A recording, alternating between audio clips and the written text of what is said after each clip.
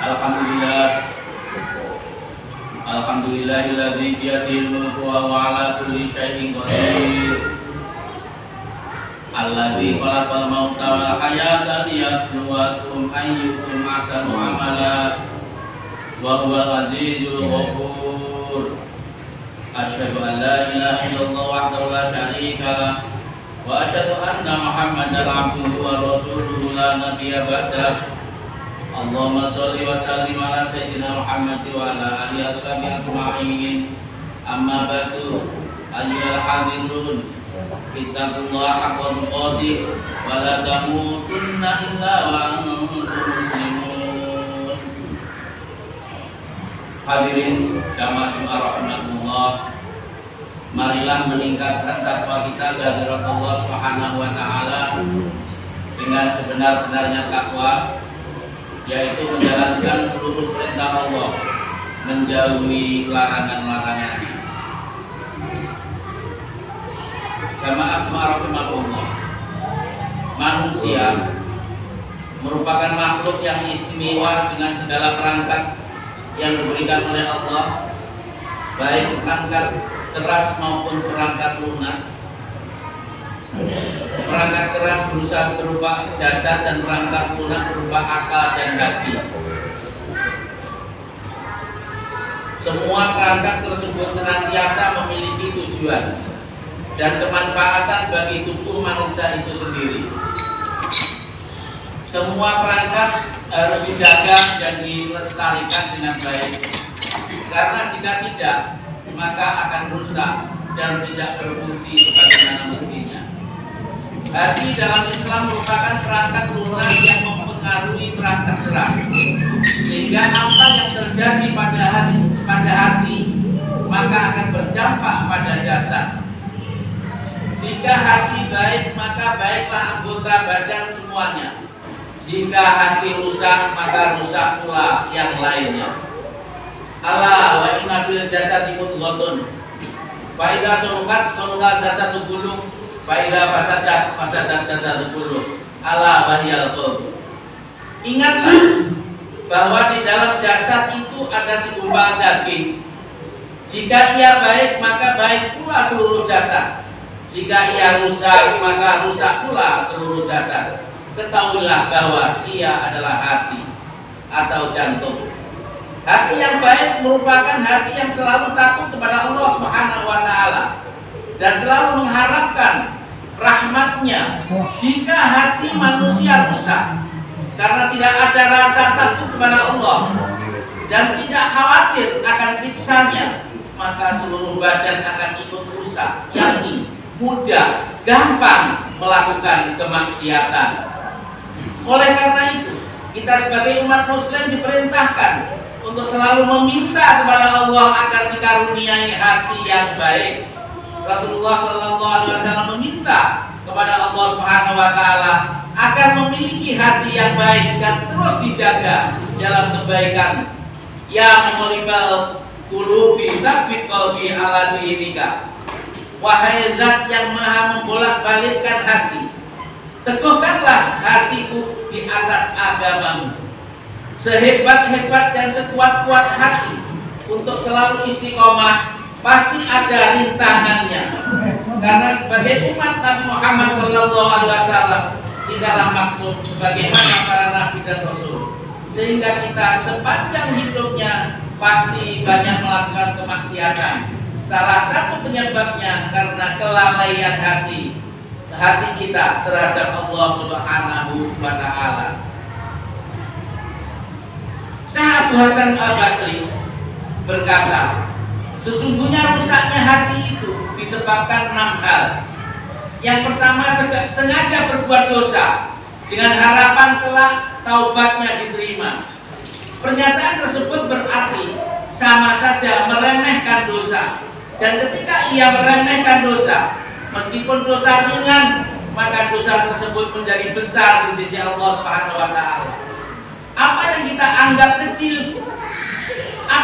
anggap kecil bisa jadi besar di mata Allah, karena dosa kecil yang diremehkan lama-lama menjadi besar.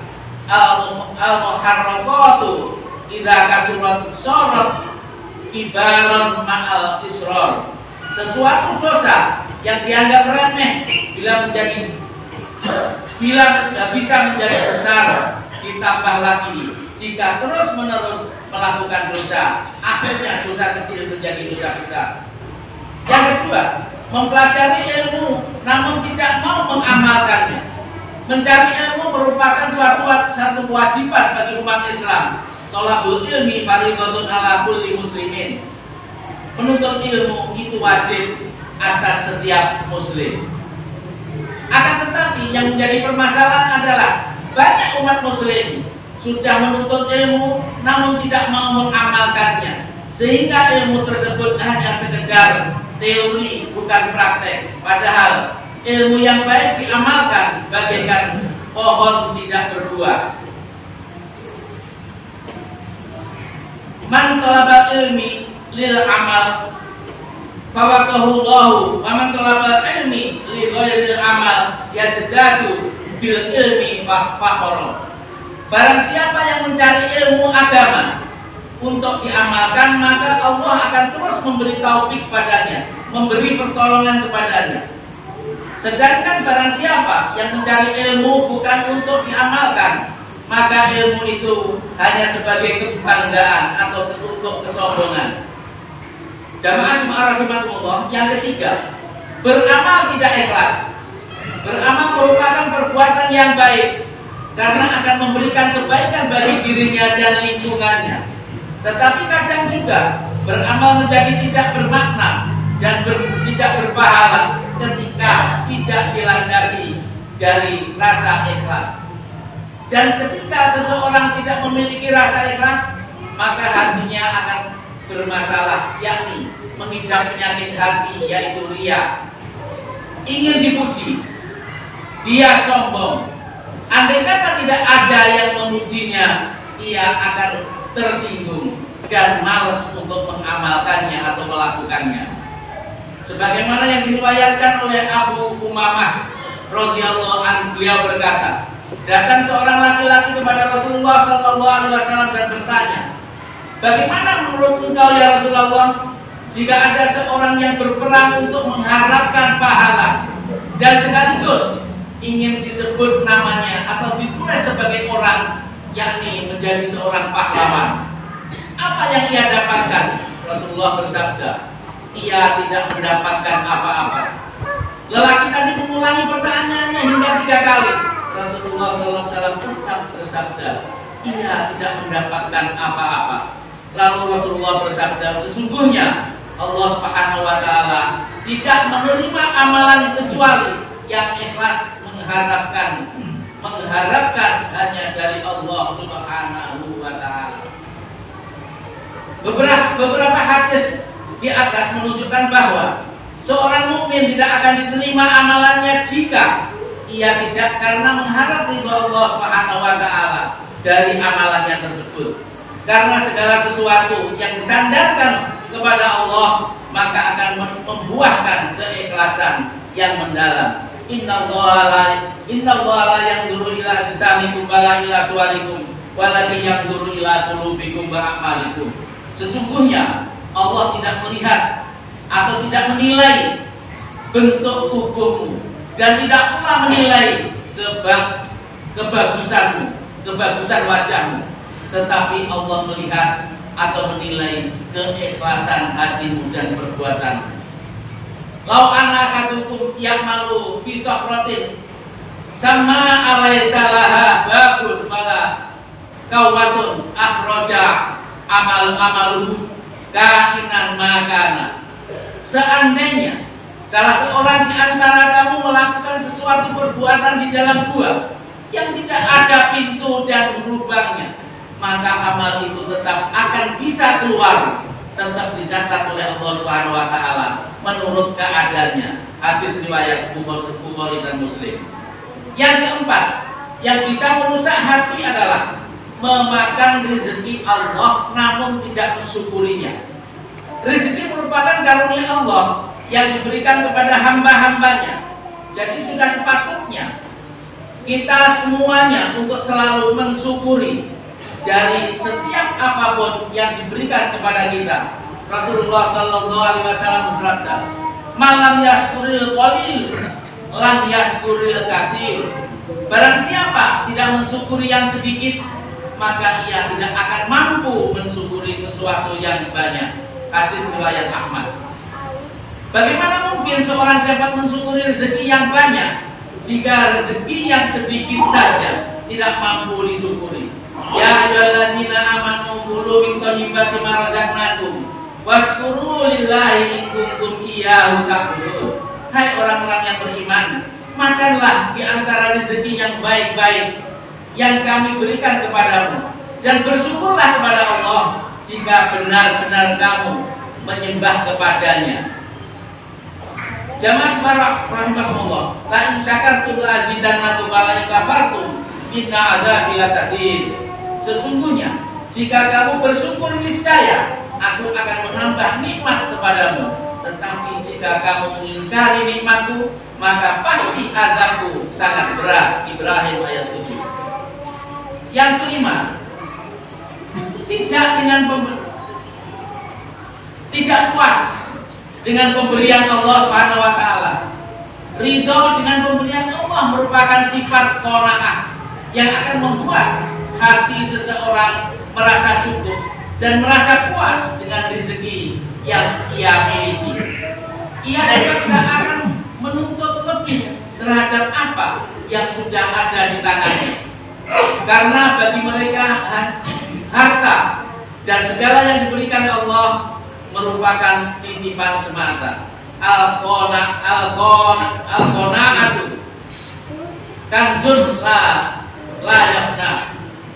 Qanaah merupakan kekayaan yang tidak pernah musnah. Qanaah menjadi salah satu modal untuk menggapai kehidupan yang lebih lapang, nyaman, tentram. Sebaliknya, sifat tamak menjadi ladang kerugian dan juga kehinaan bagi manusia. Azza an qanaah wa jalla man tamaah. Sungguh mulia orang-orang yang qanaah dan sungguh hina orang-orang yang tamak. Jamaah rahmatullah, yang keenam yakni mengubur jenazah namun enggan mengambil pelajaran dari kematian mereka. Sebaik-baik manusia adalah yang dapat mengambil nikmat atau hikmah dari peristiwa kematian. Karena kematian bukan hanya sekedar takdir, melainkan hikmah dan nasihat dari Tuhan untuk yang masih hidup. Karena dengan kematian manusia tidak terlalu bernafsu untuk mengejar kenikmatan dunia. Akhiru dzikra hadil manat yakni al-maut. Perbanyaklah mengingat pemutus kelezatan yaitu kematian. Hadis dari riwayat Tirmidzi. Dengan mengingat mati, seseorang hamba juga bisa menjadi mukmin yang cerdas. Abdullah bin Umar RA bercerita, aku pernah bersama Rasulullah Shallallahu Alaihi Wasallam. Lalu datang seorang laki-laki dari kaum Ansor mengucapkan salam kepada Nabi Muhammad SAW, lalu bertanya, wahai Rasulullah, orang beriman manakah yang paling terbaik? Beliau menjawab, yang paling terbaik akhlaknya. Orang ini bertanya lagi, lalu orang yang beriman manakah yang paling berakal atau yang paling cerdas? Beliau menjawab, yang paling banyak mengingat kematian dan paling baik persiapannya setelah kematian. Mereka lah yang berakal atau orang yang cerdas. Jamaah rahimahullah, demikian khutbah yang dapat saya sampaikan. Mudah-mudahan bisa menjadikan kita sebagai hamba yang selalu mengambil pelajaran, sehingga hati kita akan selalu menjadi bersih dan suci karena selalu ingat kepada Allah, sehingga kita diselamatkan selamat dunia, selamat akhirat. Bismillahirrahmanirrahim. Alladzina amanu wa tatma'innu qulubuhum bi dzikrillah. Ala بذكر الله تطمئن القلوب الذين آمنوا وعملوا الصالحات طوبى لهم وحسن مآب. بارك الله لي ولكم بالقرآن العظيم ونفعني وإياكم بما فيه من الآيات والذكر الحكيم وتقبل الله منا ومنكم تلاوته إنه هو السميع العليم. أقول قولي هذا وأستغفر الله العظيم لي ولكم ولسائر المسلمين والمسلمات واستغفروه إنه هو الغفور الرحيم.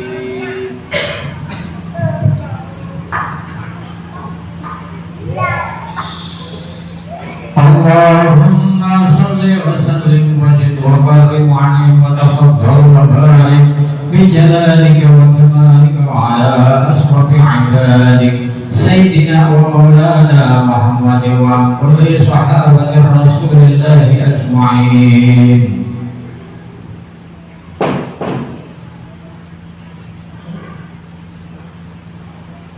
Alhamdulillahilladzi amarna bi ittihadi wa ittisabi bi haqqil matin. Asyhadu an la ilaha illallah wahdahu la syarika lahu iyyahu na'budu wa iyyahu nasta'in. Wa asyhadu anna Muhammadan abduhu wa rasuluhu al-mab'uts rahmatan lil alamin. Allahumma shalli ala sayyidina Muhammad wa ala alihi washabihi ajma'in. Ittaqullaha mastata'tum wasari'u ila maghfirati rabbil alamin. Inna Allaha wa malaikatahu yusholluna 'alan nabi ya ayyuhalladzina amanu shallu 'alaihi wa sallimu taslima. Allahumma shalli wa sallim ala sayyidina Muhammad wa ala ali sayyidina Muhammad wa ala alihi washabihi wa sallam. Bismillahirrahmanirrahim. Allahumma shalli wa sallim ala sayyidina Muhammad wa ala ali sayyidina Muhammad. Allahumma ighfir lil mu'minina wal mu'minat wal muslimina wal muslimat al ahya'i minhum wal amwat innaka sami'un qaribun mujibud da'wat wa ya qadiyal hajat bi rahmatika ya arhamar rahimin. Allahumma inna na'udzu bika min adzabi jahannam wa na'udzu bika min adzabil qabr wa na'udzu bika min fitnatil masiihid dajjal wa na'udzu bika min fitnatil mahya wal mamat. Allahumma inna na'udzu bika min al-hammi wal hazan wa na'udzu bika min al-'ajzi wal kasal wa na'udzu bika min al-jubni wal bukhl wa na'udzu bika min ghalabatid daini wa qahri rijal. Rabbana zalamna anfusana wa illam taghfir lana wa tarhamna lanakunanna minal khasirin. Rabbana atina fid dunya hasanah wa fil akhirati hasanah wa qina adzabannar. Ibadallah innallaha ya'muru bil 'adli wal ihsan wa ita'i dzil qurba wa yanha 'anil fahsya'i wal munkari wal baghi ya'idukum la'allakum tadhakkarun. Fadhkurullaha 'azim yadhkurkum wa da'u yastajib lakum wa la dhikrullahi akbar.